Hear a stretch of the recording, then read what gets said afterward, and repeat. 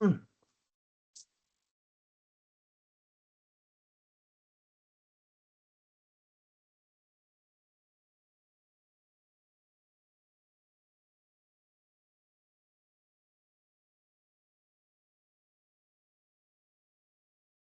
Well, good afternoon all, and welcome to our UK Pensions Awards live judges Q&A. I'll begin in just minute. Let's one or two more of you join, and then I'll begin the webinar.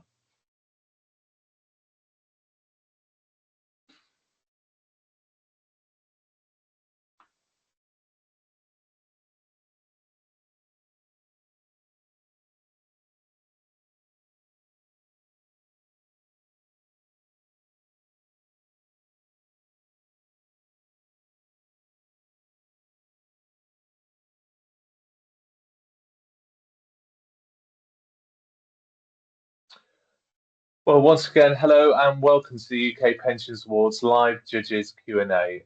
As you can see on screen, my name is Jonathan Stapleton. I'm editor of Professional Pensions. This live webinar will give you a chance to ask some of the judges of the UK Pensions Awards questions about what makes a good submission, what to include in your entry, and what to avoid in order to help you maximise your chances of success. I'm delighted to be joined for this Q&A by five experienced judges for the UK Pensions Awards: Eve Keith, Leslie Carline, Kevin Legrand, Chris Parrott, and Darren Philp. Eve is a trustee manager at Independent Governance Group. She has 25 years' experience in the pensions industry, working a range of in-house pension management roles before becoming a professional trustee in 2023. Leslie joined KGC in 2012 after working across a range of industry roles. She is past president of the Pensions Management Institute, having previously served on its advisory council and board. She currently sits on the PARSA DC working group and frequently acts as a speaker and chair at industry events. Kevin is an independent pension consultant and a past president of both the Pensions Management Institute and the Society of Pension Professionals.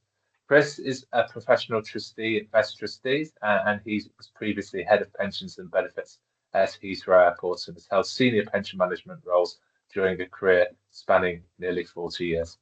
Darren is co-founder of Untamed Consulting and a co-host of the VFM Pensions podcast.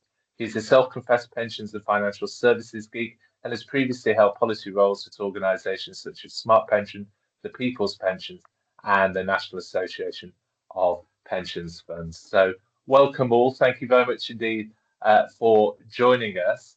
Um, Before we begin, I'd just like to remind you of the background to the UK Pensions Awards, please, and the process for the 2026 awards. The UK Pensions Awards are now in their 29th year, and we aim to recognise the providers and advisors that offer the highest level of innovation, performance, and service to occupational pension schemes and their members.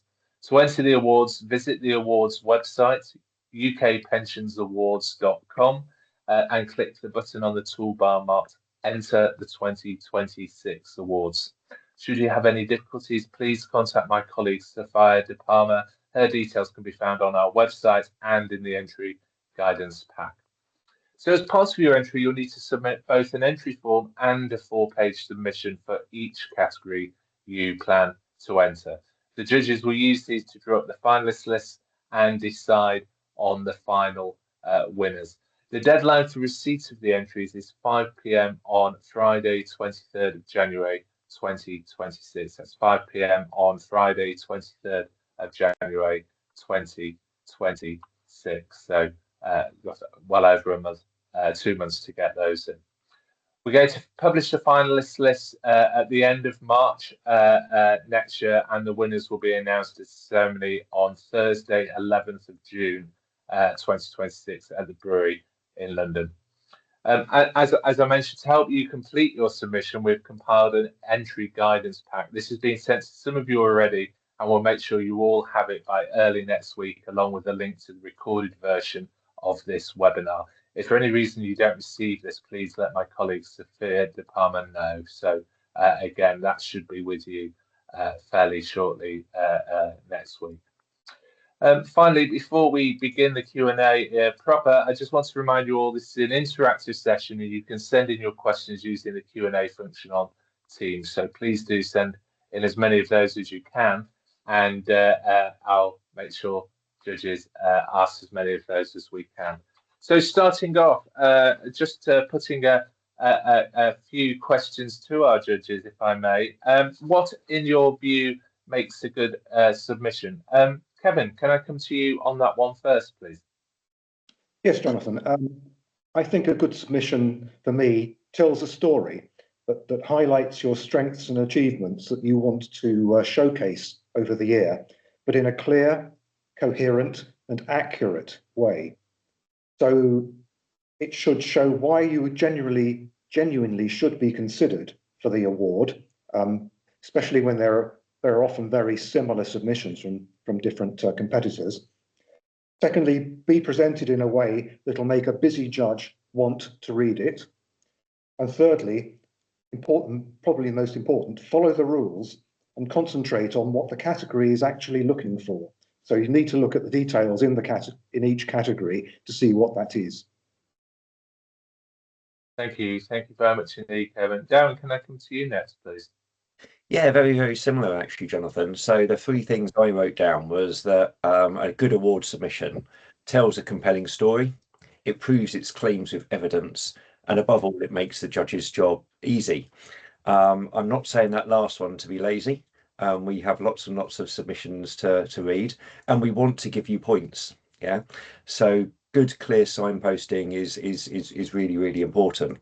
So in terms of the story, make it easy to follow, make it easy to read.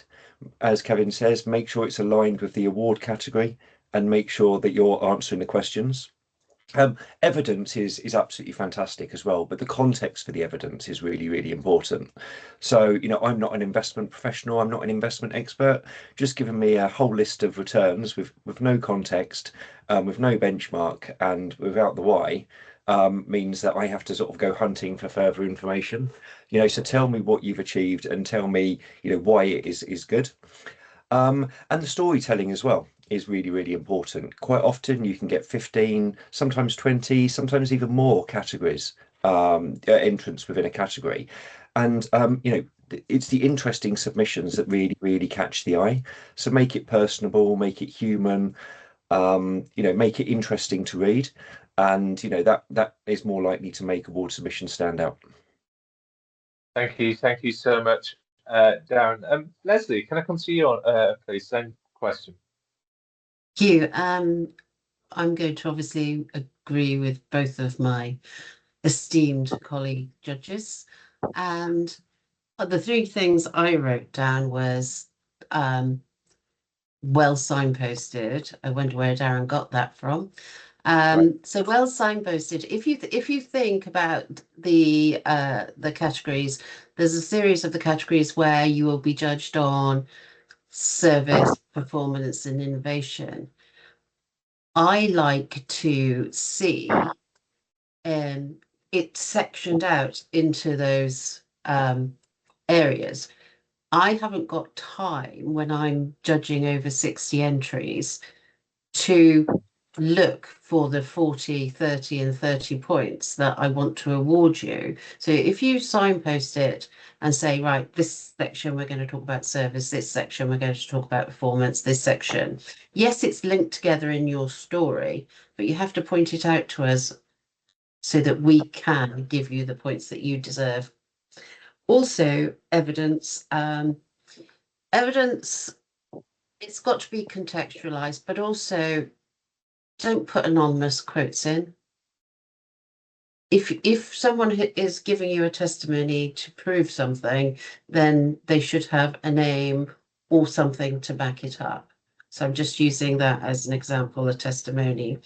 And make sure that you address all aspects of it, because if there's if you're being marked on service, and I think investment managers, for example, are usually bad at this. They will talk about their performance. They will talk about their innovation, but they forget that they're getting up to 30 marks on service. So make sure that you do complete your award to cover all areas there.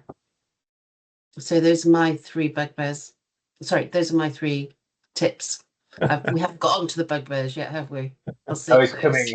coming, Leslie. We'll get onto that soon. Eve, Hi, obviously agree with everything that's been said. My 3 tips were on focus. So focus on the year in question. You see a lot of people who say we're generally good at doing X, Y, Z, and that's brilliant, but make it focused. We're looking for innovation in a specific year.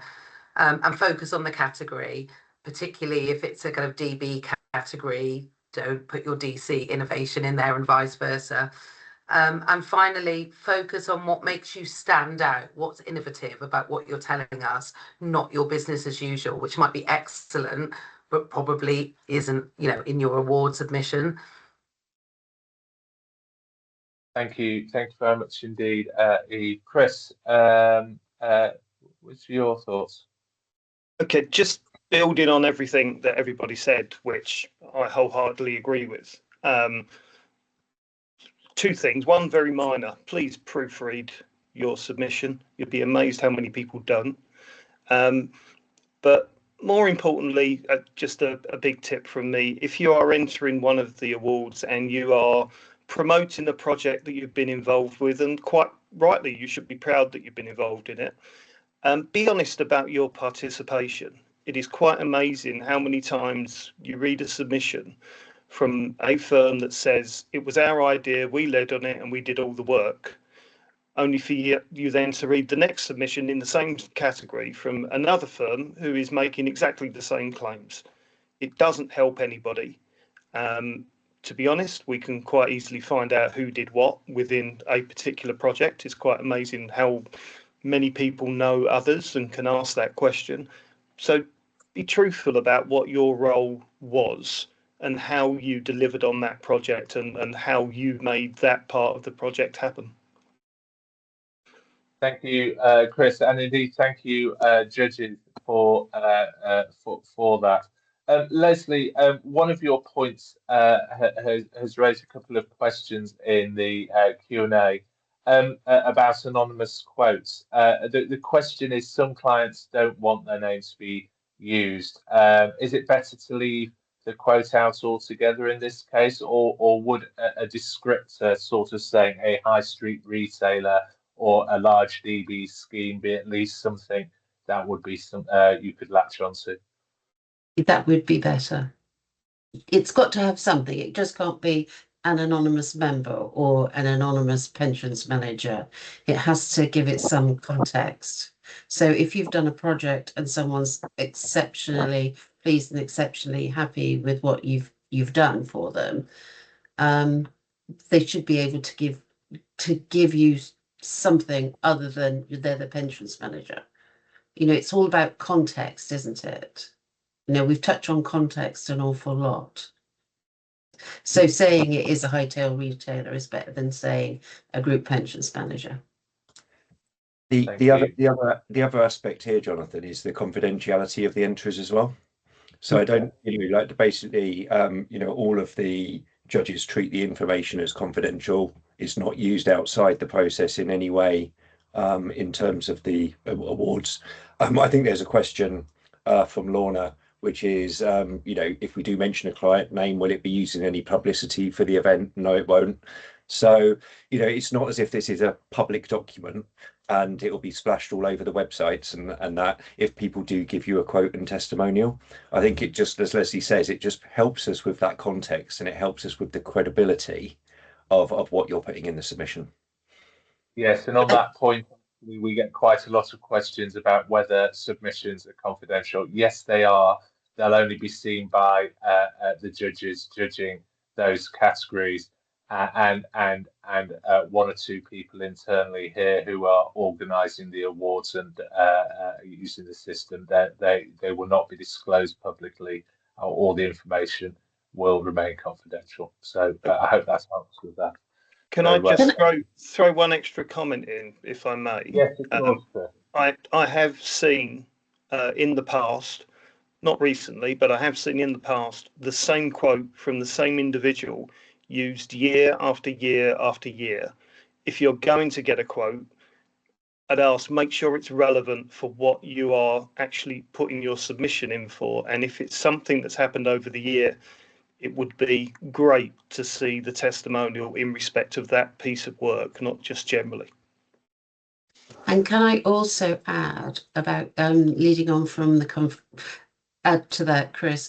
You see the same quote year after year after year, and that person's moved on and is no longer working at where they were when they gave you the quote. So that's always amusing, not. But something around confidentiality.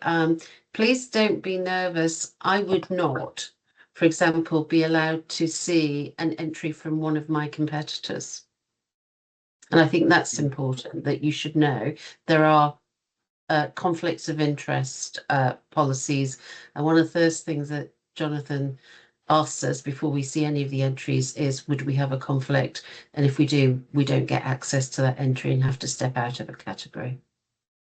Thank you, Leslie. It's probably a good time for me to outline our conflicts of interest process. So we have a 3-stage process for dealing with conflicts of interest among judges. The first stage is I will look through the judging category list, and I will make sure I don't allocate anyone with an obvious conflict to a category in which there may be conflicted. So, for instance, if we have a consultant on the judging panel, they will not be judging consulting categories. So they won't be judging a category in which a direct competitor is entered. The second stage is I then ask, as Leslie mentioned, all judges if they feel they have a conflict in any of the categories, just to double check that's a self-declaration. And then thirdly, on the judges' meeting itself, if we have any, there are occasionally unforeseen conflicts that come along, and judges will declare that at the meeting and will act appropriately. Sometimes it happens that a judge stands aside from one specific category or as part of that. So 3-stage process just to make sure that conflicts are managed within this process. So we've got lots of questions coming through. So thank you very much indeed for sending all of those. I'll try and get through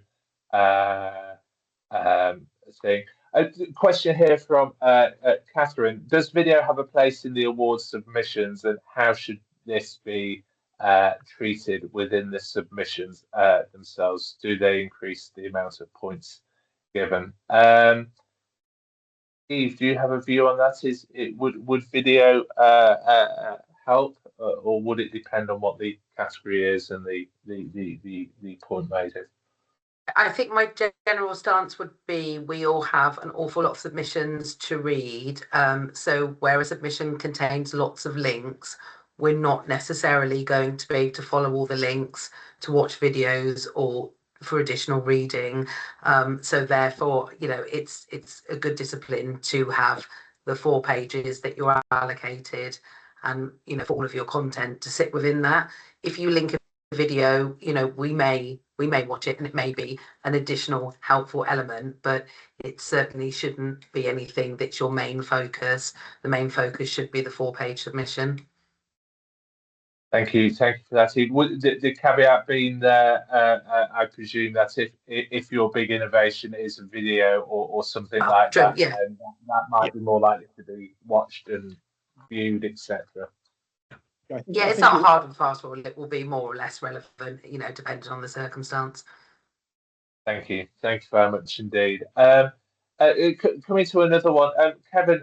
One of our questioners has noted that during the award ceremony this year, I mentioned the standard submissions has had increased. I think in the past you've said that over the past few years that you've been doing it, that you've seen sort of a general increase in standards of submissions. Have you? Is that correct? Firstly, and where do you think those improvements have come?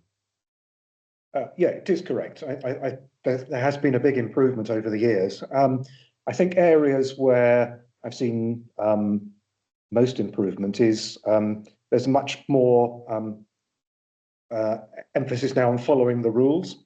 So there have been in the past, sort of many years ago, I've seen submissions that were way over the length, word length, or the 4-page length. When we get to that point, you know, a judge will probably just sort of stop reading after four pages anyway these days. And I think that message has now got across, and people generally are very good at sticking within those rules. And I also think I've also seen improvements in the standard of writing. I think that was quite variable in the past, this comes back to a point that I think probably Chris made a little while ago about the standard of presentation, the judges being able to read what's there. And I think we all get annoyed if we're reading lots of submissions and they're full of grammatical errors and spelling errors and sentences that don't make sense, or things that points that are sort of really wasting words and so on.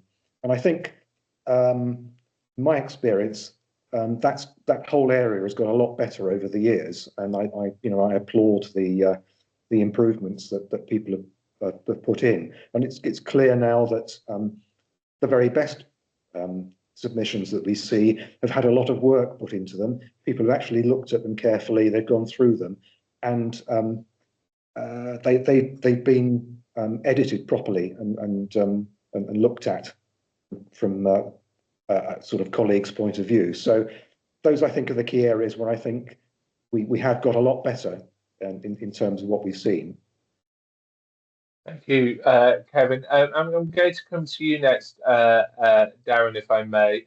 We have a question from Curtis here. How much of an impact does the short form entry that we have to submit online as part of the process have on you as judges? So you have to submit that 1-page entry form along with the 4-page submission. How much does the 1-page entry form with the sort of summary box have on you?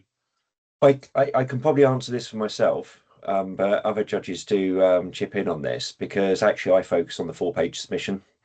Yeah, like the 1-page summary, is a good, it's a good way in. But actually, I do the scoring and get the marks and put all my attention on that 4 pages. So probably very little from a personal perspective, because I'd rather focus on the 4 pages. It is quite useful though.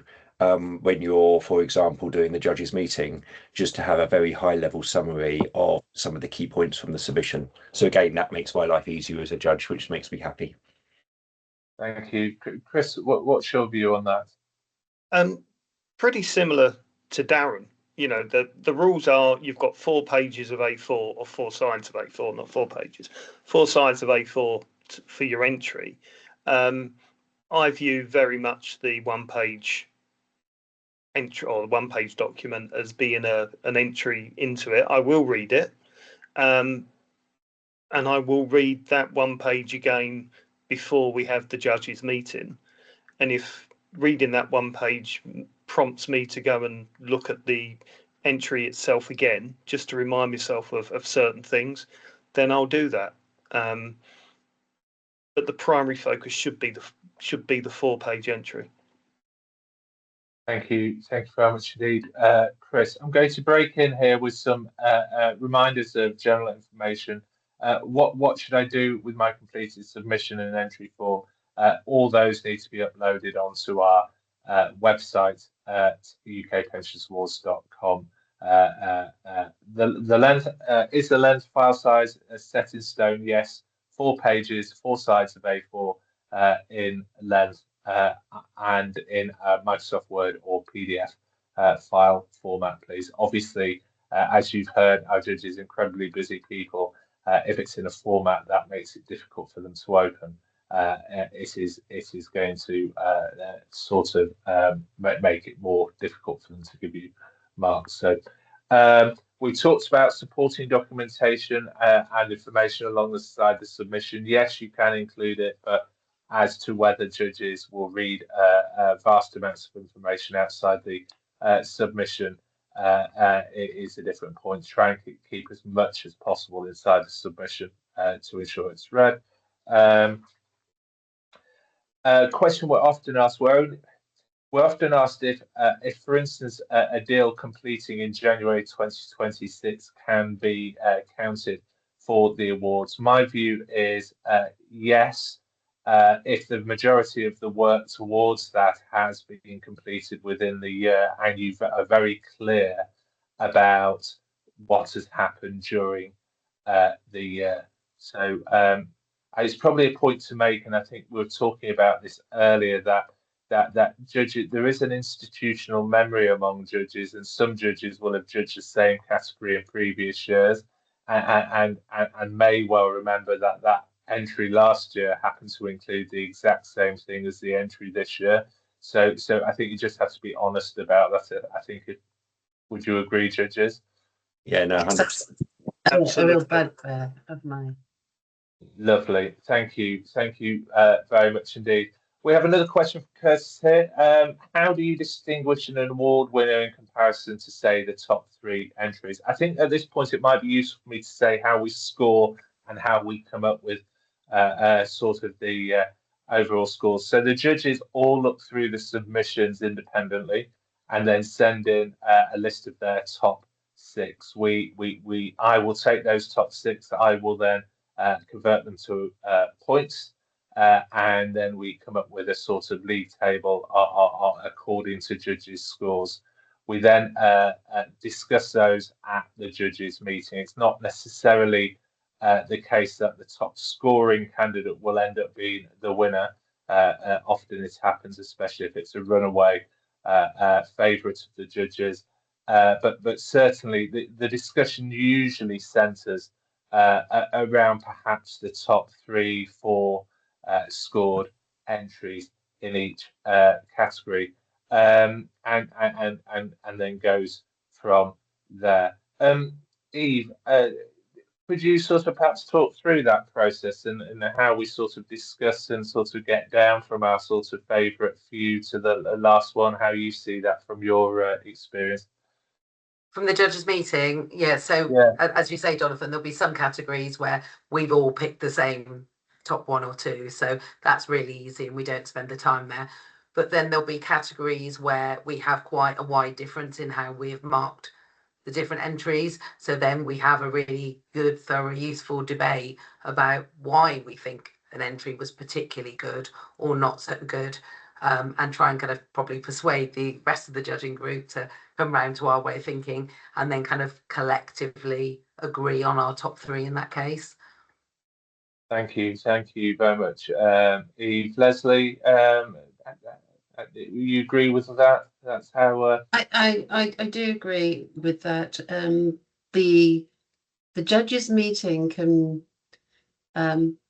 take longer than is in the diary for it sometimes if we have 2 or 3 categories that we don't all have runaway leaders in, and it's a really good, solid process that we debate and discuss, because it really annoys me if when I see people say, oh, it's a fix. It's not. We do spend an awful lot of time reading these submissions, and we appreciate all the work that goes into doing them. So I think it's only right and fair that when we come down to getting all the judges together, or the judges in our category, that we do give it the time and attention it needs to make sure that the right people win. And you know, we did spend 40 minutes once on one category before we actually decided on who the winner. In one year we couldn't decide, so we had 2 joint winners, which, you know, people don't like, but we were going to be there forever because they were very, very good entries, and we couldn't separate them. So please be assured that it's a very thorough process, and we all sort of end up as friends at the end of it. There hasn't been any fisticuffs yet. Thank you, Leslie. Very much appreciate it. Kevin, sorry, you're. If I may, worth adding that the judges are all independent. So we don't get any influence by Professional Pensions or any of their staff. We walk our own view. So any indications from anybody else that there's any degree of fixing going on is absolute nonsense. Thank you. I'll perhaps, sorry, Jonathan, I'll perhaps throw my 2 penn'orth in on this. The discussions at times do become incredibly frank within the judges' meeting. I can tell you that from experience. And on a purely personal basis, if there was any interference or any influence tried to be put onto the judges, I don't think I'd want to be part of the process. And I think that's a view taken by many of the judges that go through this. Thank you all. I think it's fair to say we have 5 judges on the call. People often ask who the judging panel is. That's published on our website. We have around 50 judges in total for the awards. We split those up into around 7 judging groups, so around 7 judges per category. So there is a good degree of scrutiny on each of those entries. Multiple people will look at those entries. Who are the judges? Well, they're a mixture sort of at the people you see on the screen. We have professional trustees, industry. I don't want to use the term industry veterans. I'm not sure you would like that term in particular, but people who have got a great deal of experience in the industry and know it well. So a wide range of judges. A couple of things to pick up on with the questions. Any visibility in the scoring process? We don't publish the scores. And I think it probably starts to get on the in terms of confidentiality with that. But we rest assured that there is a very rigorous process. Another question: what point score usually tips the judges to appoint an award winner? I think it does vary per category. It depends on how close the scoring is. If judges have awarded points to different firms, then the scores will generally be lower. So in a category with a lot of different entrants, where perhaps different judges have had different views on things, then the scores generally will be lower. And then obviously in categories where people are all in vehement agreement, then there will be more. I think it probably comes back to what the judges were saying about making your points clearly and getting those stories across. Another question here: is it okay to have a front and back cover that isn't part of the 4 pages? Yes, it is, but your submission must be no more than 4 pages. We have had occasions where a front page can be suddenly half a page of submission and a front page, and judges very much see that. Likewise, can you have disclaimers after the 4-page submission? Yes, but again, if it looks like part of the submission, it probably won't be read. So again, just be sensible with that. Is my advice. I'm conscious of the time. If I just one thing I'd like to go around the judges with. What, in your view, should you avoid? What perhaps annoys you as a judge about submissions? Looking at it from a different point of view. Darren, can I start with you on that? What should people avoid doing, or what annoys you? Word soup. Yeah. So just asserting stuff and not backing it up with facts, analysis, and evidence. The number of submissions that sometimes you see people saying we put our clients first. Well, I would hope so. Yeah. So make words count. Yeah, and back up what you say in relation to the category. I think that there was a question from someone about design and should the submissions be designed.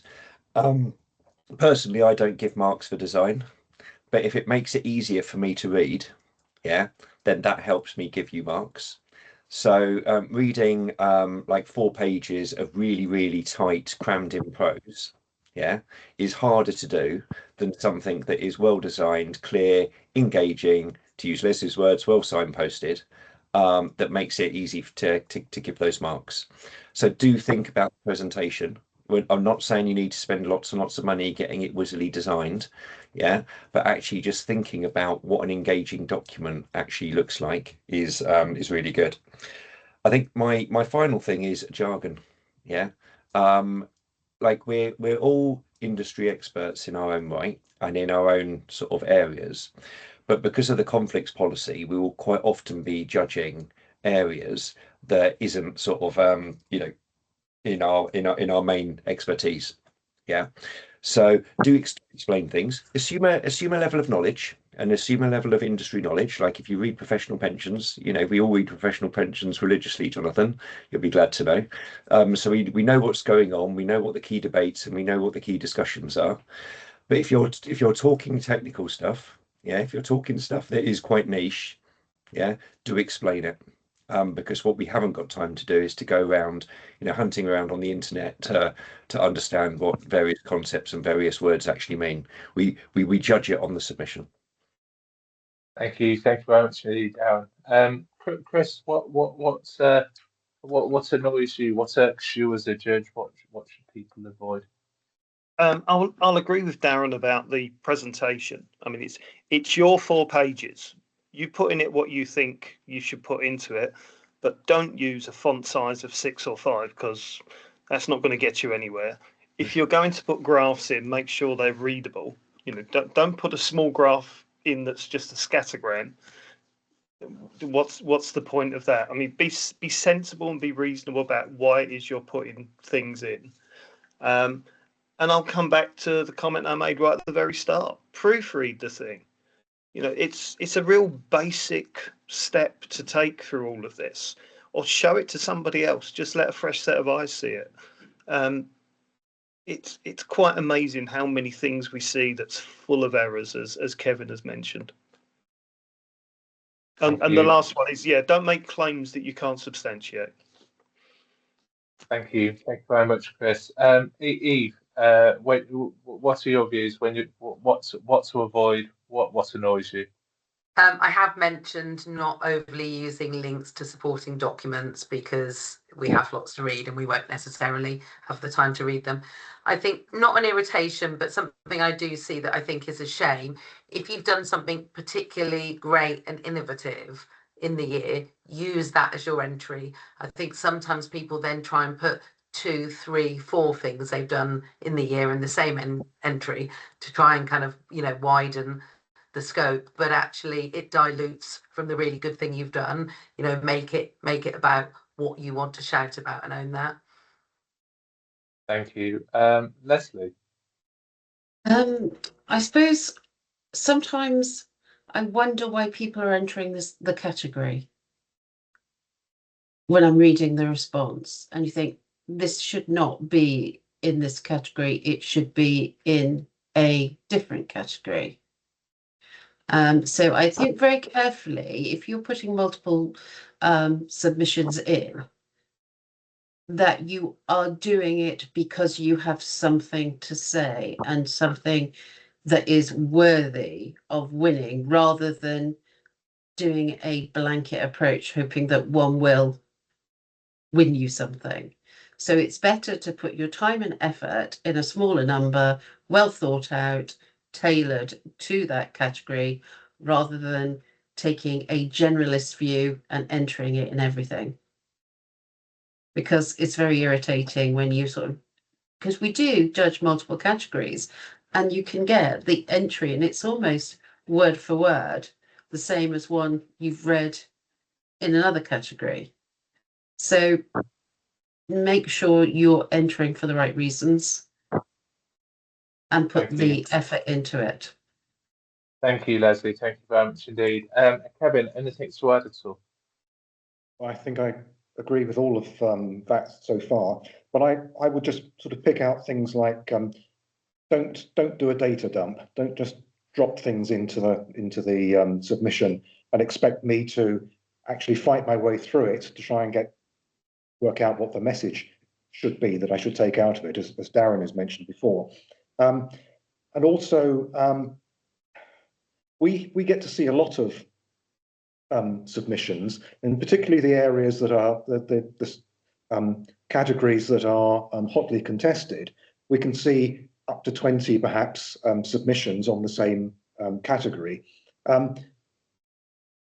If you're giving me something that's dull, boring, but I have no interest in reading because it is so difficult to read and to understand what the message is that you're trying to get across to me, you're not going to look good compared to your competitors who are telling me a story that I'm interested in and piques my interest and makes me want to read it.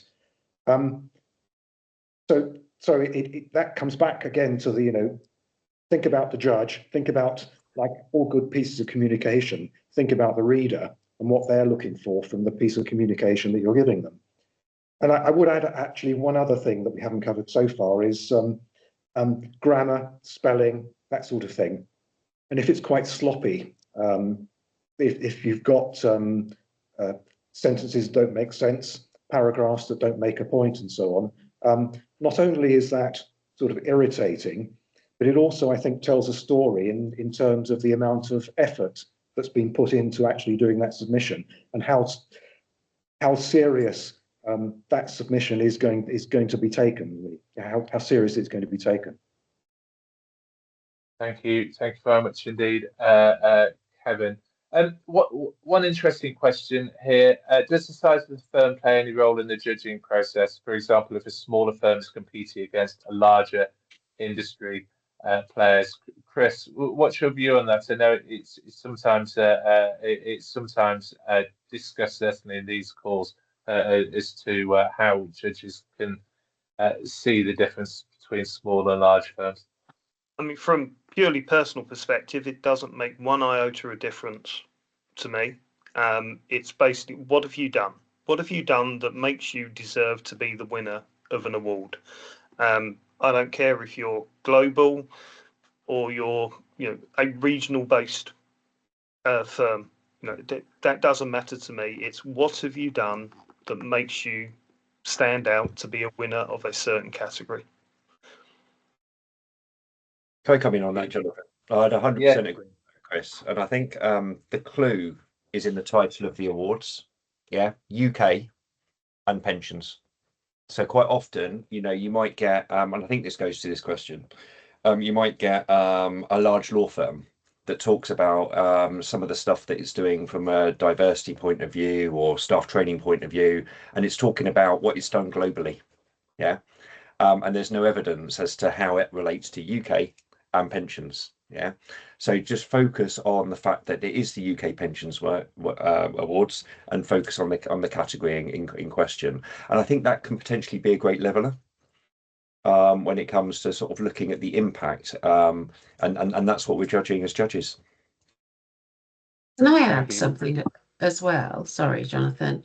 I sometimes find that if it's larger organisations, yes, they have marketing skill sets and they can do fancy designs and stuff like that. But what we don't want is we don't want a marketing brochure. We want the hard facts and the evidence and that story, which you don't need a huge marketing budget to do. Yeah, and just to add to that, so it's not always firms. I mean, we have submissions directly from schemes sometimes, don't we, which are done with no marketing budget in-house, and they can be really very good. To Darren's point, very focused because they're actually coming from a pension scheme. Thank you very much indeed. Thank you all. We're coming to the end of our time for this judges call. I know there are questions, we haven't managed to get through all of them, but I would like to just go around the table and just ask our judges for their final thoughts and key takeaways, if I can, please. I have to start somewhere first. I'm very sorry, Kevin. Would you mind if I came to you first? Not at all. I go back to what I said at the outset. Tell me a story. Tell me why I should be marking you as the winner of a particular category, as opposed to the other competitors in that. And so, make it interesting, pique my interest, present it well. Don't waste your precious time on things that are not relevant and so on. And I would reiterate what Chris had said a couple of times. Make sure that it is proofread. And I would say once you've actually got to the point where you think that you've got a pretty good submission, give it to somebody who hasn't previously been involved in it to look with a fresh pair of eyes. You'd be surprised sometimes at the results you get.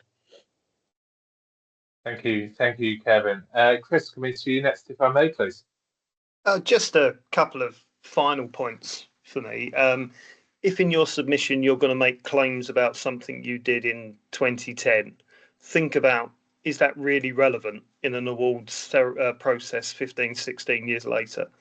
As far as your submission is concerned, make it engaging.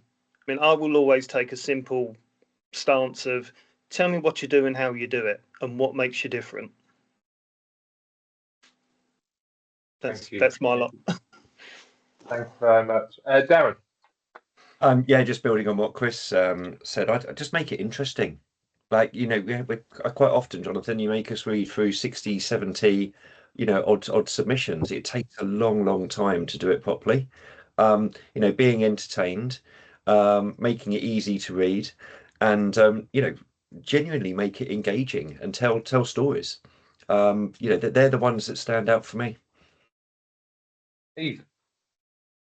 Be different, be unique, showcase a thing that you do very well and make it memorable to us. To Darren's point, we read a lot of submissions, so stand out and make it clear that we should remember you for a good reason. That's great. Thank you very much. And last but not least, Leslie. I can't believe you're giving Leslie the last word. You fool, you.